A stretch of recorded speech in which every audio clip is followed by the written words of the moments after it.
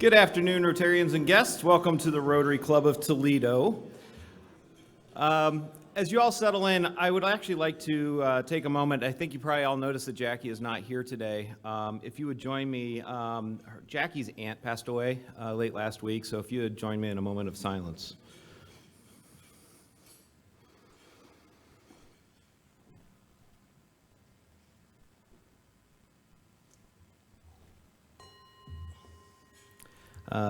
Thank you. Jackie, if you see this recording, we're all thinking of you.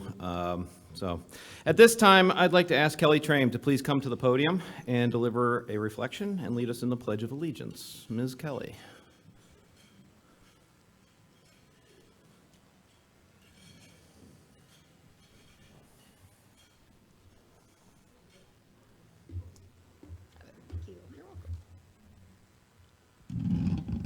Please join me in my prayer.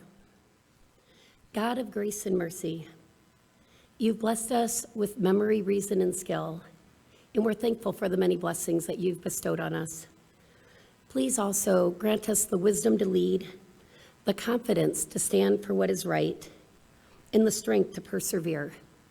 Be with us and guide us to do your will as we serve you and our community every day. Amen. Please join me in the Pledge of Allegiance. I pledge allegiance to the flag of the United States of America, to the republic for which it stands, one nation, under God, indivisible, with liberty and justice for all. Thanks. Thank you, Kelly. As we begin our meeting today, I'd like to thank and acknowledge Danbury Realtors as our sponsor this month and Rotarian Max Reddish. So Max, thank you very much. Appreciate it. Does anyone have any guests with them today? If so, please come to the floor, Mike, and introduce them.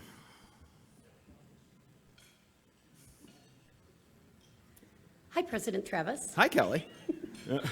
I'd like to introduce my guest today, Josh Luck from Luck Landscaping.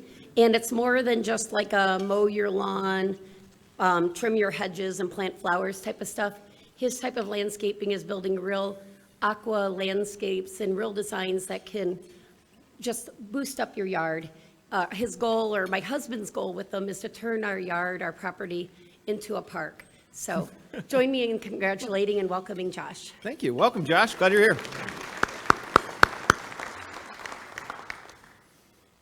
President Travis, I have the pleasure of introducing Nate Zeckman. I also have the pleasure of working with Nate. He's one of our attorneys at Spengler Nathanson. Welcome. Glad you could be with us today.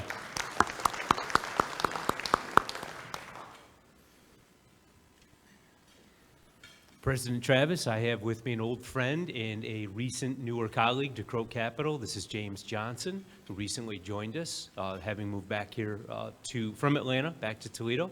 And he is an advisor and insurance and annuity specialist at Croaks. Excellent. Welcome. Glad you could join us today.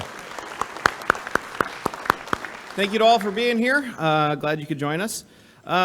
Last week, if you'll recall, we had a little minor hiccup trying to get a video to play. So we thought we'd try to kind of come back around on showing the advertisement that 13ABC created for us for the golf outing. So Alex, if you'd please join me at the podium. And guys, if you want to run that video, let it rip. And my team at the Toledo Rotary Founders Day Golf Outing, May 6th at Sylvania Country Club. This is an 18-hole scramble and supports organizations in our community. To learn more, go to 13abc.com. See, that's what you missed last week, so. Mr. Dew. Thank you, Travis. Can you play it again, please? No, God, just kidding. Okay, so I really want to thank the overwhelming response we've had from this group for sponsorships. It's been incredible. We have hit our goal, our fundraising goal. So again, thank you to everybody. We're only 1 week away, okay? It's hard to believe this thing's been in the planning stages for 9 months, a year. Okay, seems like 9 months. No. Remember, most importantly is the meeting. The meeting starts at 11:30 next Monday at Sylvania Country Club. And And then after the meeting, first of all, the speaker is Adam Rennie, First Tee, Lake Erie. Phenomenal program and project that they're doing. After the meeting, we're supposed to play golf, okay? The weather looks pretty good. And then after golf, we're having an awards ceremony that'll be hosted on the patio. So planning on a decent afternoon. There'll be lots of prizes, hole-in-one, you could win a car. Okay, that's pretty good. Closest to the pin, longest drives, a couple of betting holes, first, second, and third place winners. So we are paying out some. If you're not playing and you want to come back to the event, please do. The cocktail party on the patio is welcome to everybody. So please come back and join us. And there will be a final email with the agenda going out today, tomorrow, and then most importantly, I want to thank the committee. Steve Miller, Roy Cherry, Lynette Reichel, Gary Murphy, Gene Dries, Keith Burwell, Cindy Binkley, and Alec Falkenberg. Thanks to all. Again, thanks for making this a great success. Thank you, Alex. Yeah, the work that committee has done has been amazing. They have been working on this literally for a year, and it is shaping up to be just a hell of an event. I'm really proud of that committee for getting their sponsorship goal met. So now it's just time to go have some fun. So look forward to seeing everybody next week. Vice President Scott Hinshaw, will you please come to the podium for a quick announcement regarding the food pack and also to introduce new member Eric Scott.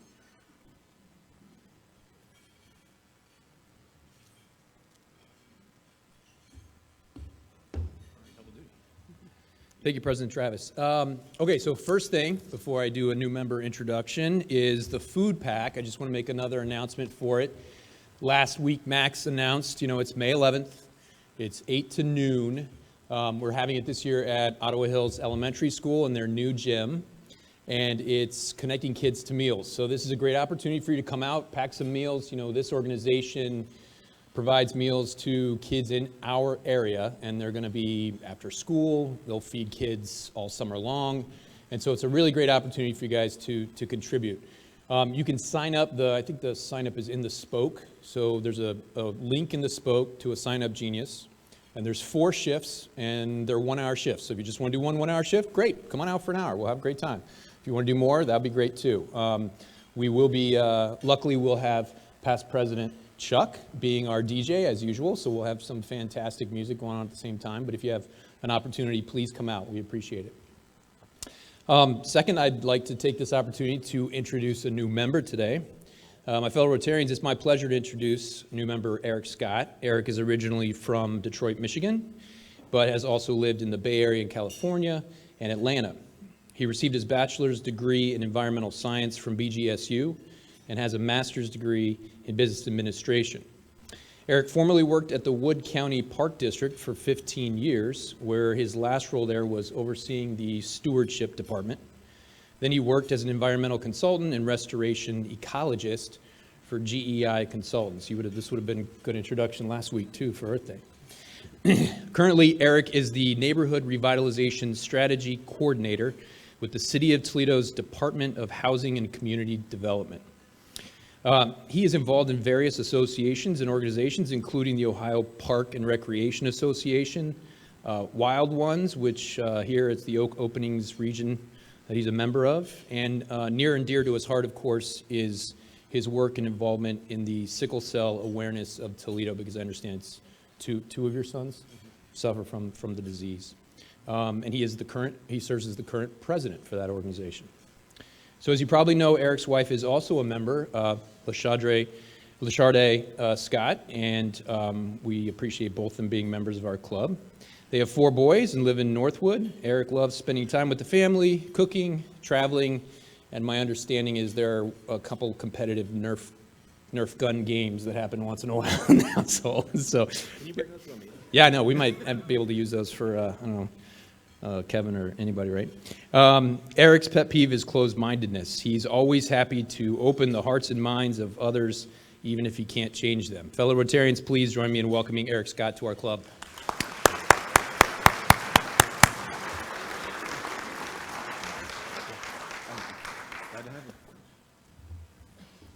Thank you, Scott. Welcome, Eric. Yeah, you got to bring the Nerf guns to one of these meetings. They could come in handy. So we have a couple things I want to talk about in the remarks, and then we're going to get going on this puppy. So first up, wanted to put one out there for the Reynolds Corners Club. They have their annual spaghetti dinner coming up on April 30th. So if you would like to go out and make a difference in their club and our community, their spaghetti dinner is on the 30th. Also, May 1st, the Ma Me Club is sponsoring Super Rotarian Evan Burrell. He's an Australian who has a huge presence on social media and is all about promoting Rotary. So they do require an RSVP for that event, but that is lunch at the Toledo Country Club. So those two events are coming up. I mentioned last week that we had a couple opportunities to be on the news last week.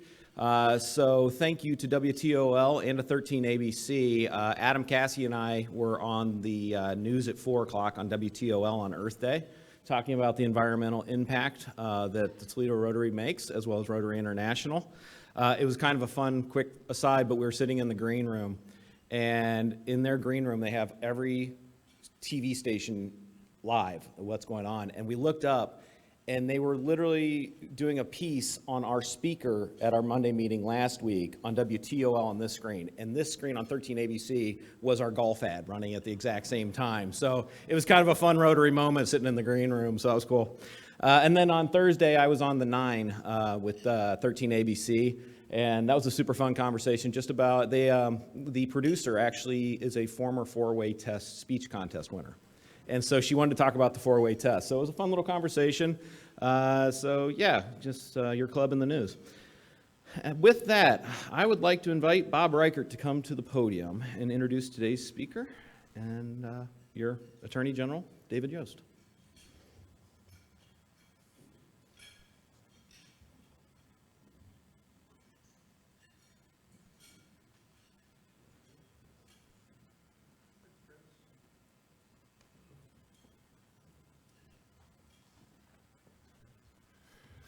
Travis, fellow Rotarians and guests, it's my pleasure to introduce David Yost, Ohio's Attorney General.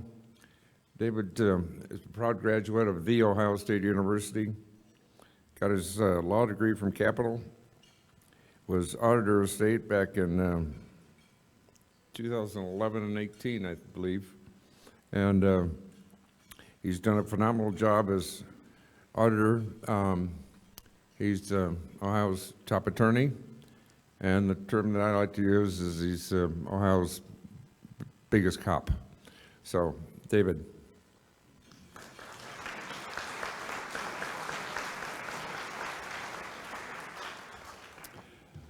Thank you, Bob. And Travis, thank you for the invitation to be here today on Law Day.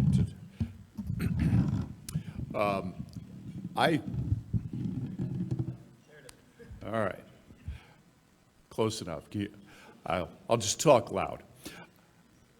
I am delighted to be back here at the Toledo Rotary. I was here a few years ago, but I have a soft spot in my heart for Rotary, having been a Rotarian for a good part of my pre-political life. Your slogan of service above self is something that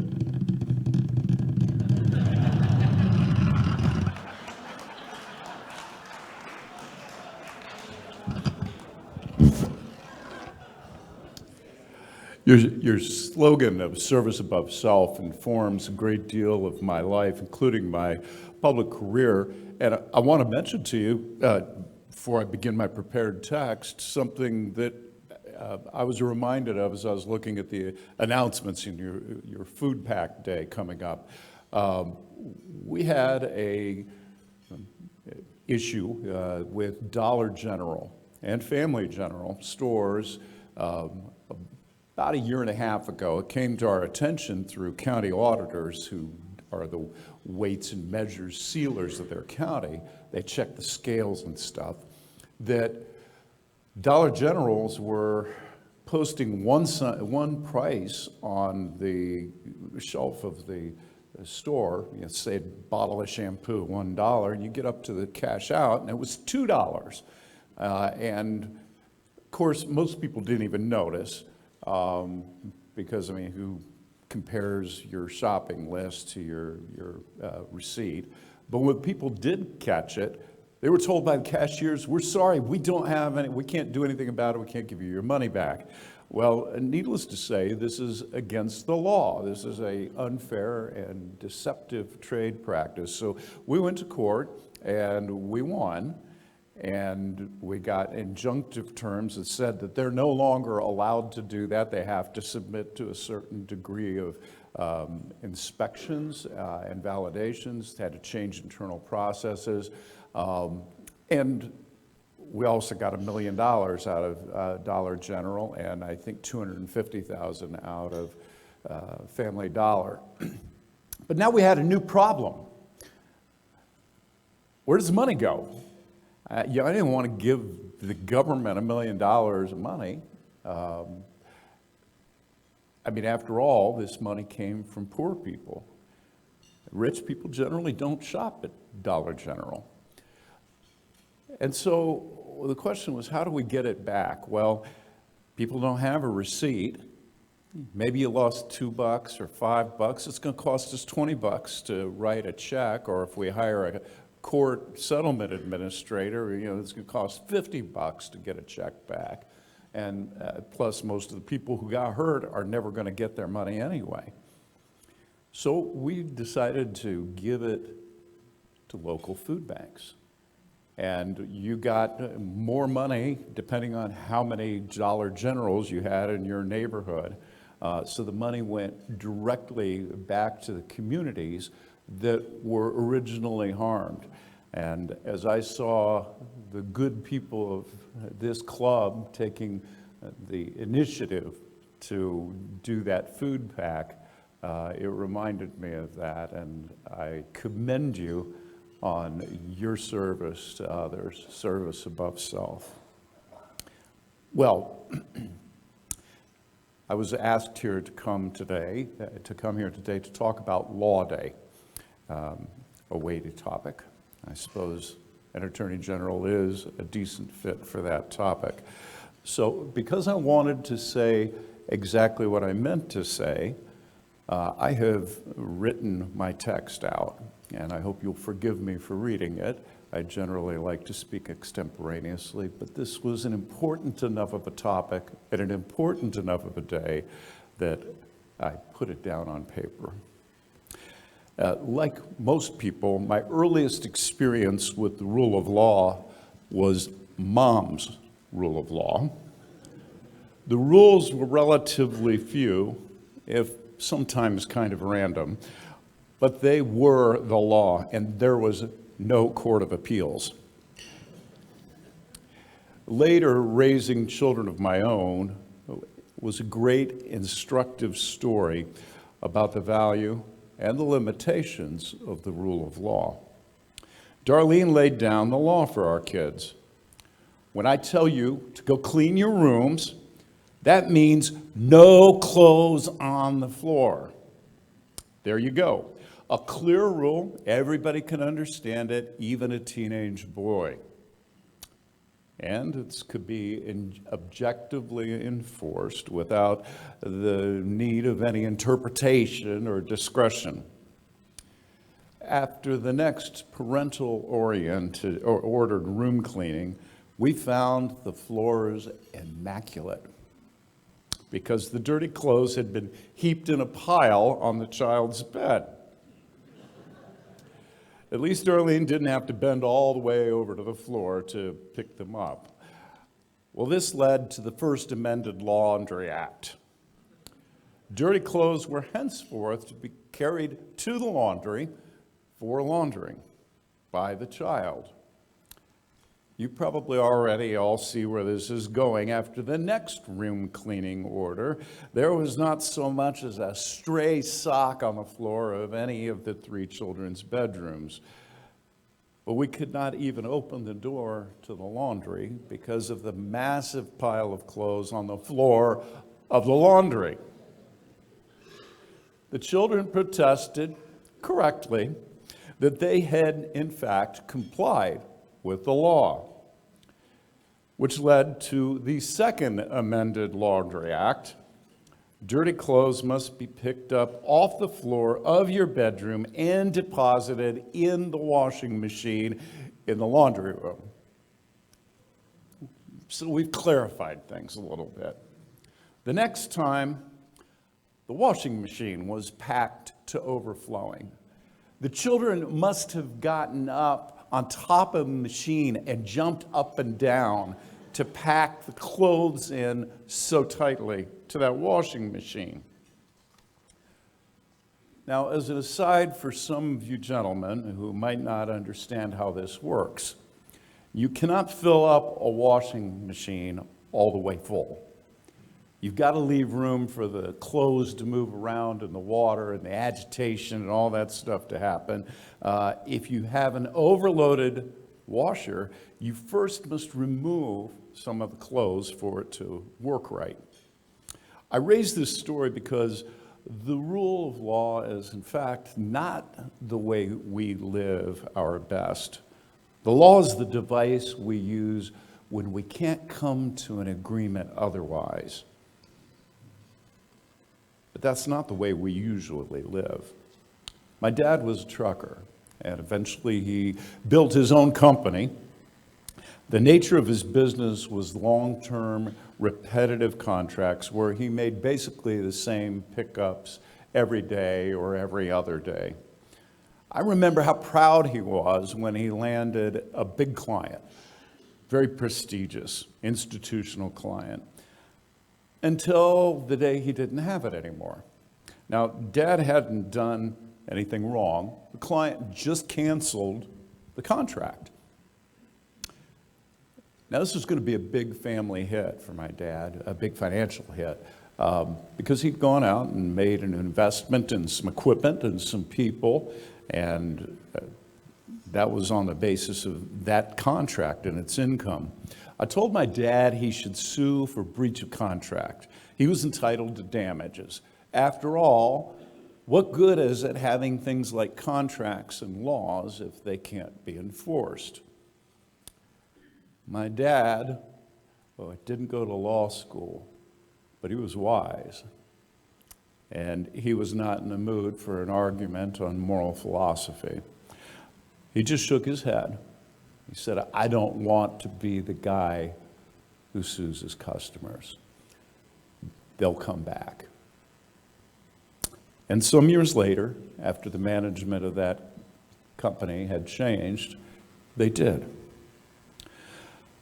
The law is the default setting to resolve matters that we cannot settle for ourselves. But most of us live our lives with respect for others, working out our disagreements.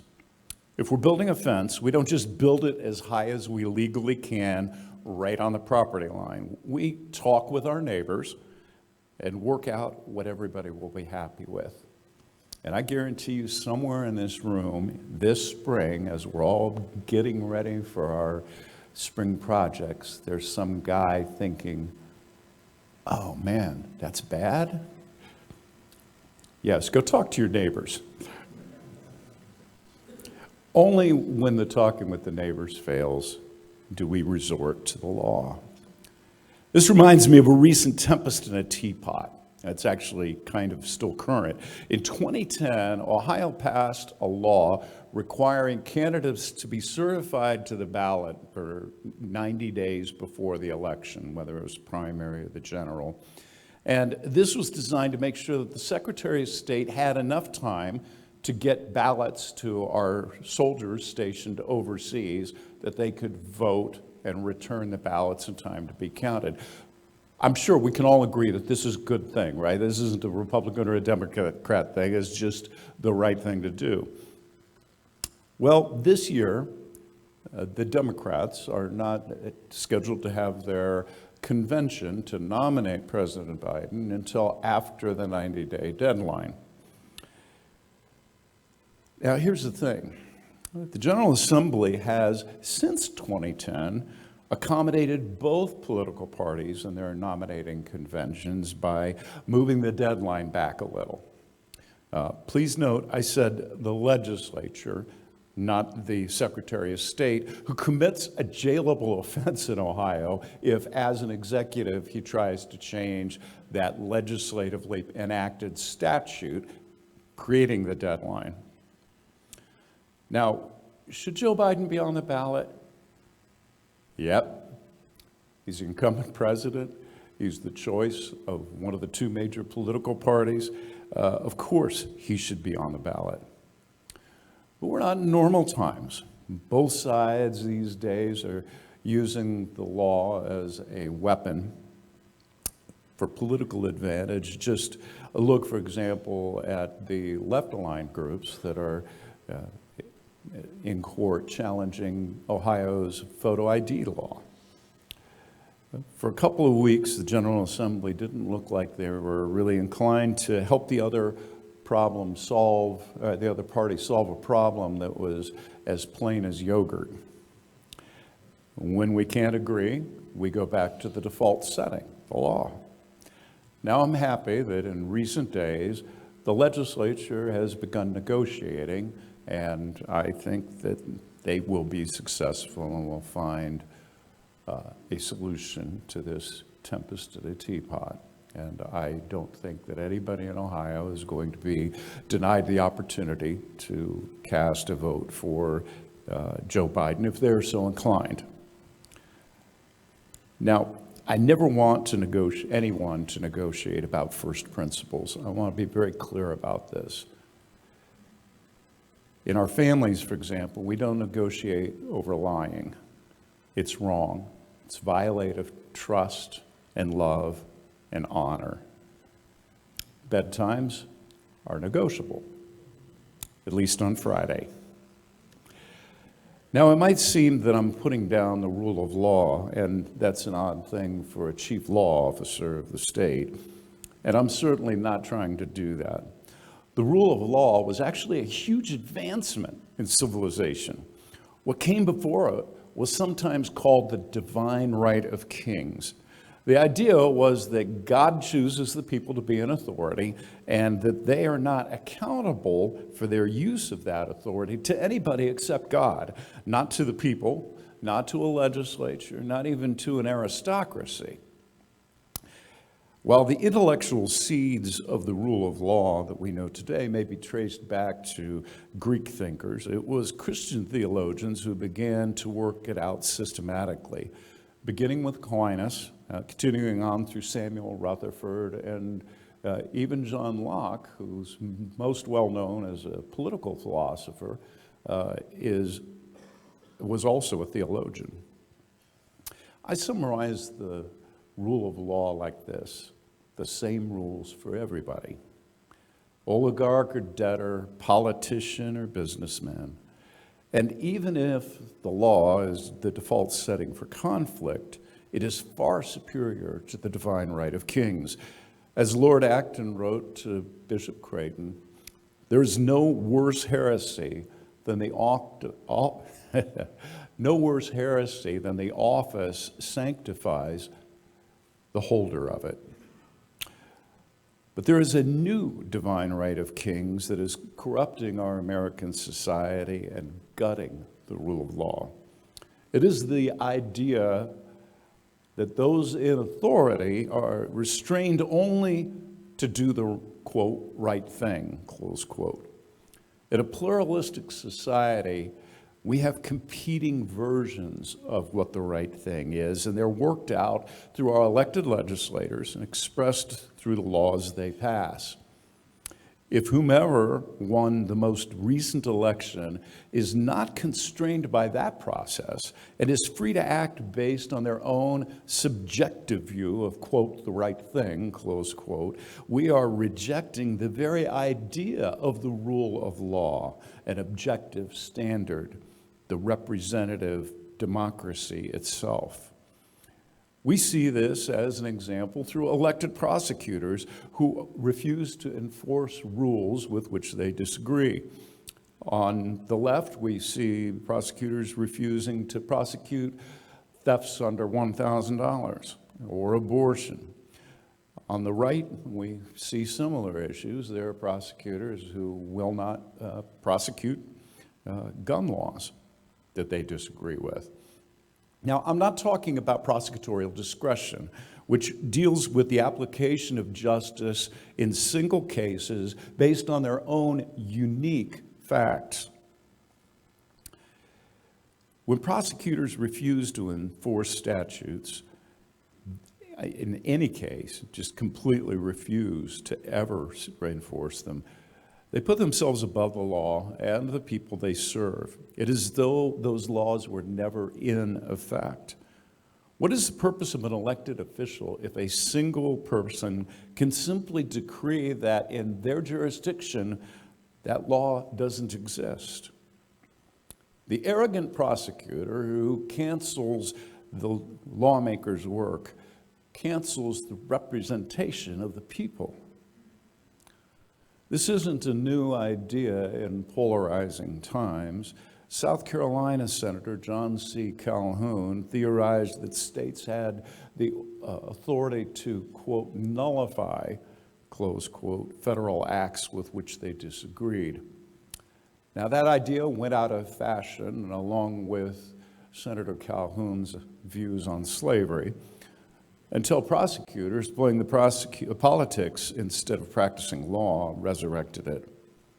Call it the divine right of prosecutors, but it's not just prosecutors. Presidents of both parties in recent years have taken to using the executive order pen to pass laws, create laws that would never pass Congress, and for which they lacked any authority. To date, the courts have restrained some of the worst abuses of executive power, applying the rule of law. But some of those judges also seem to think that they have a divine right, striking down entire statutes that they don't like instead of merely the provision that is unconstitutional, or restraining a statute for an entire state rather than simply the parties before them. Let's call this altogether the new divine right of power, the divine right of those in power. And it's not a step forward, it's a step backward. That way lies injustice and corruption and instability. Of course, I'm not saying that there's no place for individual conscience. Of course there is. But let's think for a minute about the story of Kim Davis. You may recall her name, but since it's been several years, let me refresh your recollection. Ms. Davis's mother was the county clerk in Rowan County, Kentucky. When her mother decided that she was not going to seek another re-election, Ms. Davis ran as a Democrat and won. The next year, the United States Supreme Court decided the Obergefell case, which found a constitutional right to gay marriage. Davis, a Christian, felt the Supreme Court decision violated God's higher law, and she refused to issue marriage licenses to gay couples.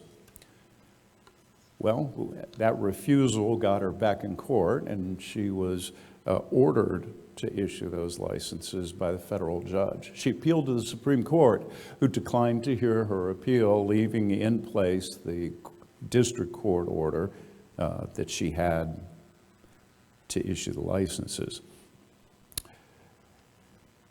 Ultimately, she still refused, and she was jailed for contempt of court. Now, she was condemned by some of the folks on the left and lionized by people on the right, but it's a good illustration of the tension between the rule of law and, quote, doing the right thing, which she firmly believed was what she was doing. Now, she absolutely had a right of conscience to refuse to do a thing that her conscience forbade. But she was not taking an individual action here, but exercising public power, power that was given to her on behalf of the people, according to the rule of law. And so the judge was also right to hold her accountable. Now, the story ultimately ends with her being released from jail, and she just removed her name from the marriage certificates that her office issued, and they were issued by her deputies. She switched parties, ran for re-election as a Republican in 2018, and lost. So let me be clear for a minute. There's a lot to unpack here, and our time together is drawing to a close. I'm conservative because I believe in the cumulative wisdom of generations is of greater value than the brilliance of the single person with a new insight.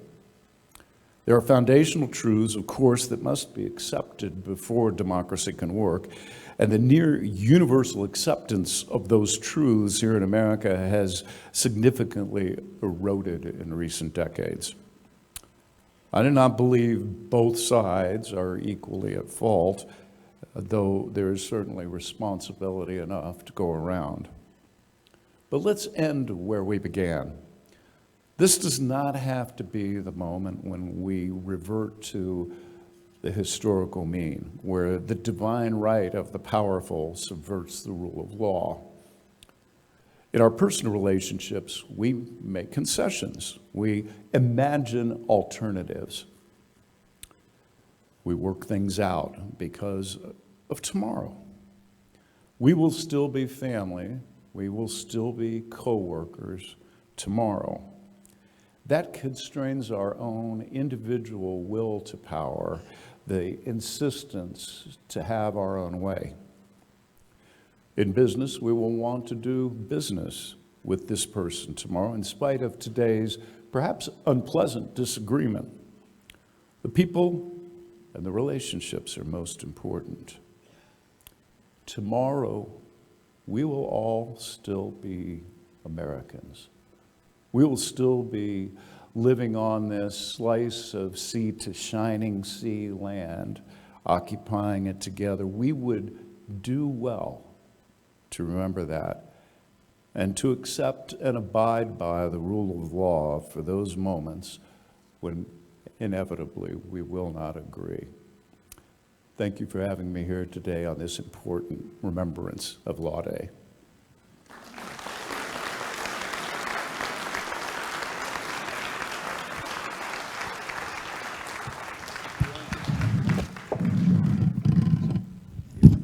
We'll get a new stand, I swear.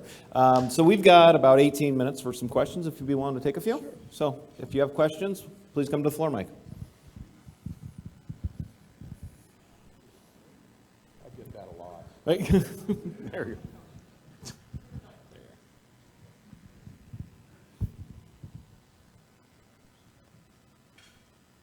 Good afternoon. Alana Machenko with Toledo Helps Ukraine, and I appreciate your words and education on this important topic. I'm a graduate from the local University of Toledo College of Law, and my question is, how would we apply all said above globally? Thank you. How do we apply what globally? At the end of the day, we are, you said Americans, and tomorrow we will be Americans, and we have to be united. Globally, we're humans. I'm not going to answer for you, sir, but you can give us a little perspective. Thank you. Thank you for your question. First of all, let me say something that won't be very popular in this room, I think, which is unity is overrated. Our country is designed to thrive not being in unity, except about some very core things, those foundational values that I talked about. But our entire system of society and government and law is predicated on the idea that we're not going to agree about hardly anything most of the time. That's why we have the separation of powers. That's why we have the mechanisms for dealing with conflict and disagreement to allow all of us to live free and unafraid. So I will never be a person who's going to say we need to be all united. Our states are united. We can be united against a common opponent. We can be united for things like truth and justice. But our individual lives are going to be just as dissonant and dissident as they have been for all of American history, and that is the beauty of our country. And we don't take those things out on each other in our best times. Our system is designed to survive that. Now, how do we do that globally? How do we deal with that globally?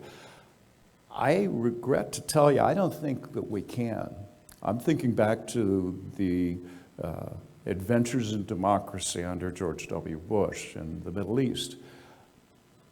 I believe that democracy only exists within a certain framework. It can only work within a framework where there is an acceptance of the dignity of the individual, the inherent worth of each individual, the valuing of free speech, even when the speech is vile and awful, even when conduct becomes disgusting. That we have to have those basic values. And the challenge that we have today is that increasingly we have people that are saying, you are unacceptable. You're outside the realm of our commonality. When we begin to break that down, we are going to break down our entire system. In places in the world where that does not exist, where that common notion of the dignity of the individual, of the common equality before law does not exist, democracy itself does not exist, and freedom is a dream, not a lived reality. Thank you for a wonderful question. Thank you for your profound words. Coincidentally, I am also an attorney, and I hope that doesn't shade this question at all, but there has been a lot of controversy lately over the United States Supreme Court for a lot of different reasons. And I would just like to know if you have an opinion that you'd be willing to share with us on that.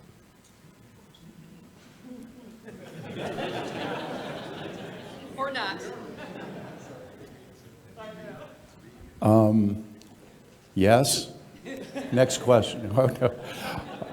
Look, I welcome the opportunity actually to address that very briefly.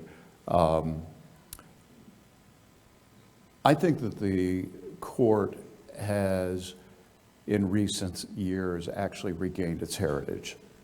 And the reason I say that, I'm going to quote someone from the opposite party from me, Justice Elena Kagan, famously said a few years ago, we're all textualists now. That quip actually reflects a major change in the direction of the jurisprudence of the court, not in a conservative or a liberal direction, but to look at the predictability of the law. And by that I mean the law that's created by those representative processes in Congress or in a state legislature. Here's the thing I want to ask you. How are you going to know if you're going to jail or not? How are you going to know if you're going to be sued and lose everything you've ever worked for? Well, the idea is we're supposed to be able to look at the law and know what the law says, and that we can actually be to predict what's going to get us in trouble. When we have a living constitution, when we have a law that changes depending on who the judge is or what the outcome might be or who the parties are in front of the court or the optics, as the politicians like to say, we are in danger of losing that predictability altogether, and it becomes once again simply a divine right of judges at that point. I think this is right, I think that is wrong. That's not what the law should be. The law should be the thing that constrains us as citizens, that says where our freedom stops and the next person's freedom begins. It should be the constraint on the politicians that say your exercise of power may go this far, but no further. And I believe that the Supreme Court, often we saw last week in the Idaho case, Justice Kagan was part of a 7-2 majority. She looked at the law and the principles. I don't think she liked the outcome as a policy matter, but she narrowed the injunction in the transgender case out in Idaho. And in my view, appropriately so. So I actually think that the court mostly is going in the right direction of focusing on what the law is, not what the law should be. One last caveat. Both the overreach of executive administrations, particularly the current one, and the overreach that we see in the judiciary are a direct function of Congress not doing its job.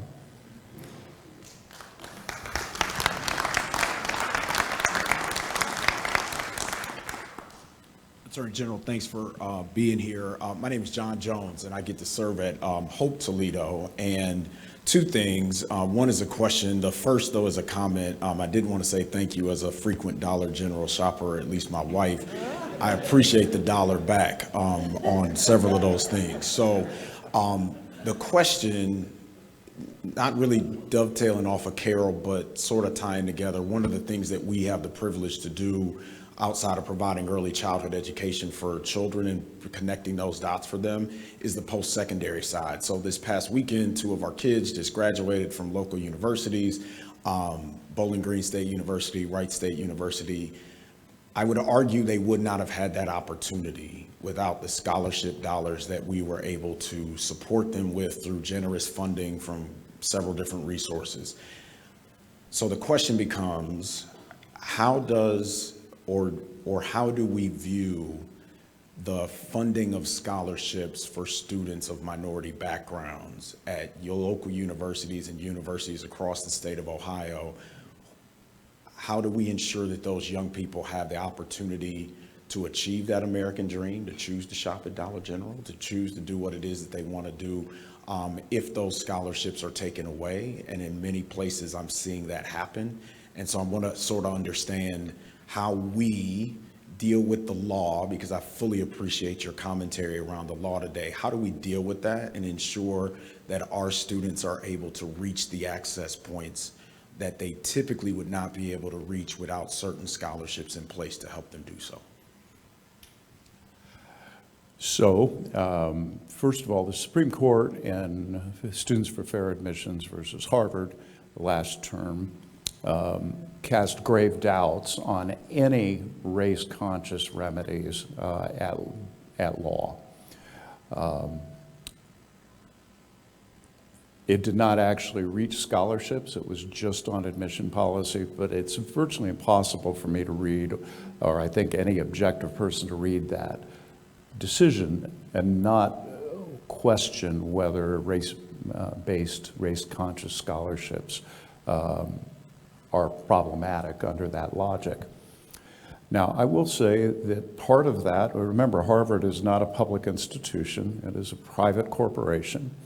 And that part of the decision, as opposed to the North Carolina companion case that is a public institution, was predicated on Title VII, which just expressly prohibits any discrimination based on a variety of factors, including race.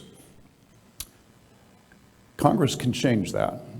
Now, how to change it within the limitations of the Constitution is a matter that is far beyond my ability to answer on the fly, standing here on the stage. And I would argue if we got the 20 best constitutional scholars in here, they would probably argue about how to do that. But the point is, this is a statutory decision as applies to Harvard.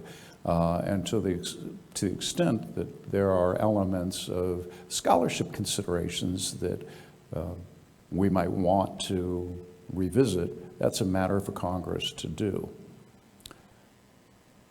The other thing that I would say is, really, race is not a very good basis for a scholarship.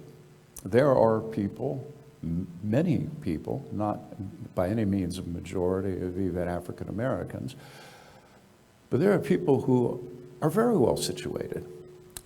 Their parents graduated from graduate school or law school or are medical doctors, are very well resourced, grew up with every, maybe better opportunities than some of you did in this room.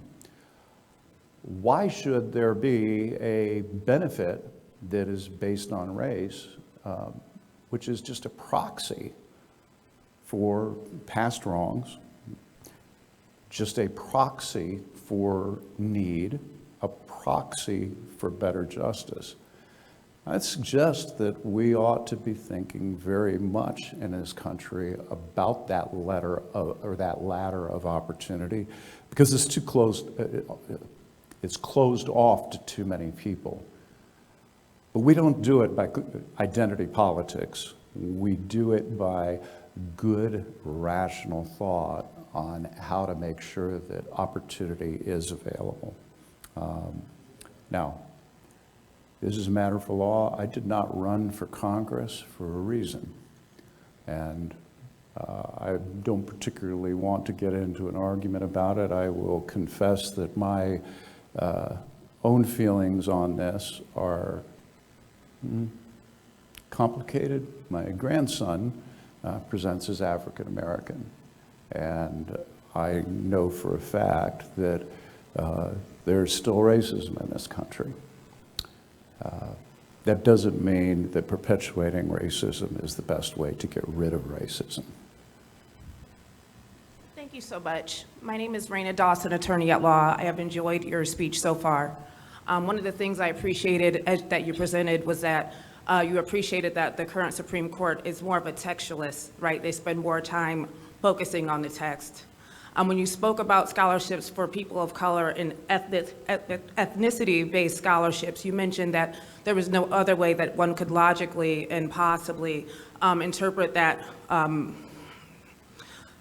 ruling to exclude scholarships. But you've noticed, and I know you know this, that other states have absolutely interpreted the law and said that scholarships that are geared towards people of color and geared towards people of different ethnicities are able to still be given to students.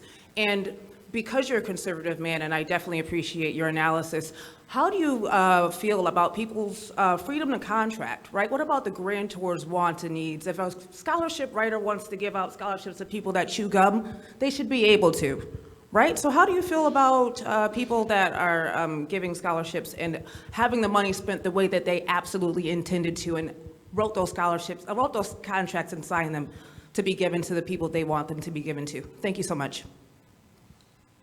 Well, as I mentioned, I didn't want to run for Congress. And I take your point, but I would also point out to you that during the Civil Rights era, that same argument was used to exclude blacks in the South from lunch counters. After all, a meal in a restaurant is in essence a contract. You are feeding me a meal in exchange for my payment to you for the service and the food. Now, I'm not saying that's dispositive. I'm just pointing out that that razor slices both ways, and I think that the rights of contract, particularly since the late 1930s, after the four horsemen were unhorsed at the Supreme Court, has not been permitted to be a cover for all public policy arguments. One of the things, I'm Mark Urruti, I'm glad to see you here. Sorry I missed you in Columbus last week. I really like when you talked about imagine alternatives. That just really struck me so much, I wrote that down. And I guess my comment is along the lines of the last two people that were talking. Some of us in the Latino community were working on these Latino scholarships and working with universities, and they shared with us the opinion.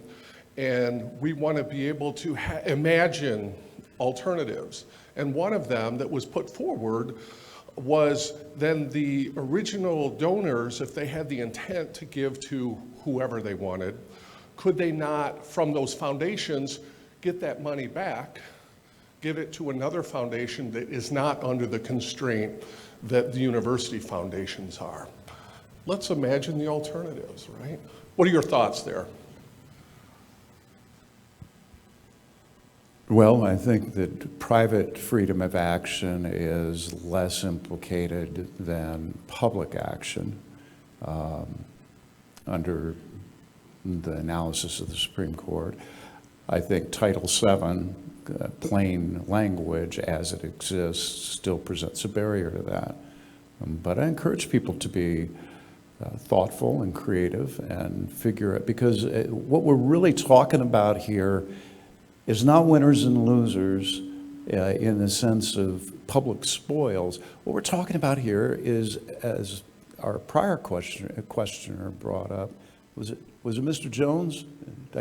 Yes, sir. As Mr. Jones said, this is about opportunity. It's about the ladder of opportunity for every person, regardless of their background or their creed or their race, to be able to climb in America, to achieve.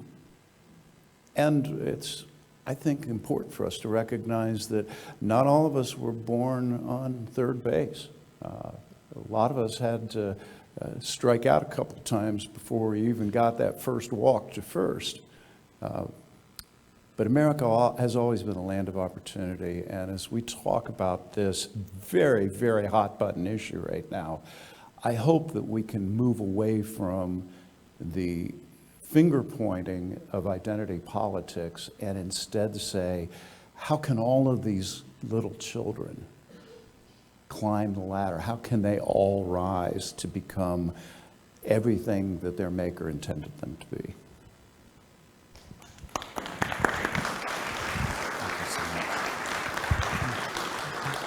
Attorney General, thank you very much for being with us today.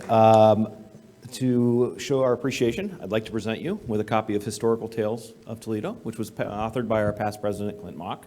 We'll also be making a donation in your name to the Polio Plus campaign. So thank you very much for being with us today. Thank you, Travis. Thanks, everybody, for hanging in there a little extra. We have 3 meetings this afternoon. We have the Peace Committee in Summit A, Community Services in Summit B, and Disability Services in Summit C. Remember, next week is the golf outing at Sylvania Country Club, so should be a great speaker ahead of time. So looking forward to seeing everybody out there, all of us having a little bit of fun. And then also, don't forget that on May 16th, we're having our happy hour at Front Door Marketing's new office. So put that on your calendars. But other than that, it's beautiful outside. Go out, create hope in the world. We'll see you all at the golf outing. Thanks, everybody.